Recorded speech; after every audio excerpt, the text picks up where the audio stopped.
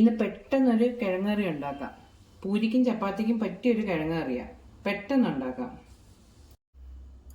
ഞാനൊരു 4 കിഴങ്ങ് എടുത്തിട്ടുണ്ട്. ഒരു 4 പച്ചമുളകും, ഒരു സവാള. ഇതെല്ലാം കൂടെ കുക്കറിനകത്തോട്ടിടാം. കുഞ്ഞുങ്ങൾക്കൊക്കെ രാവിലെ സ്കൂളിൽ പോകാൻ തിരക്കുള്ള സമയത്ത് പെട്ടെന്ന് ഉണ്ടാക്കാം. പൂരിയൊക്കെ അവർക്ക് ഇഷ്ടമുള്ളതാണല്ലോ. എല്ലാം കൂടെ ഒരുമിച്ചിടാം. ഇനി മസാല ഇടാം. 1 ടീസ്പൂൺ മല്ലിപ്പൊടി, 1 ടീസ്പൂൺ പെരിഞ്ജീരകപ്പൊടി, 1/2 ടീസ്പൂൺ മഞ്ഞൾപ്പൊടി. ഇത്രയും മസാല മതി. ഇത് നമുക്ക് ഇതിലോട്ടിടാം. ഉപ്പിട്ടിട്ടുണ്ട്. ഇനി വെള്ളവും കൂടെ ഒഴിക്കാം. വെള്ളം ആ കിഴങ്ങിൻ്റെ മുകളിൽ എത്തുന്ന വരെ ഒഴിക്കാം. ഇനി ഇത് ഗ്യാസിൽ വെച്ച് ഒരു 4 വിസിൽ കേൾക്കുന്നിടം വരെ നമുക്ക് വെയിറ്റ് ചെയ്യാം.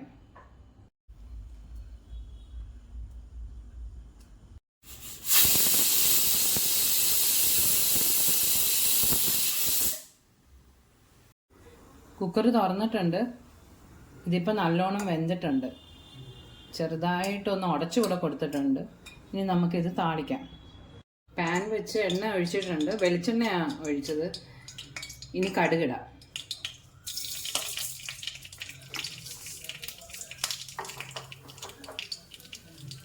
കടുക് പൊട്ടി തുടങ്ങുമ്പം ഉഴുന്നിടാം.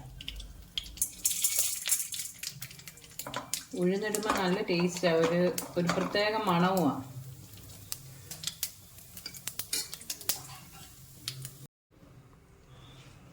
ഉണക്കമുളകും ഇട്ട്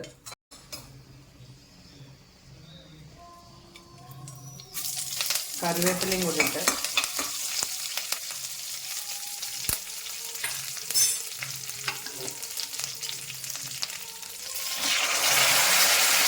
വേവിച്ച് കിഴങ്ങും കൂടെ ഇതിൻ്റെ കൂടെ ചേർക്കാം.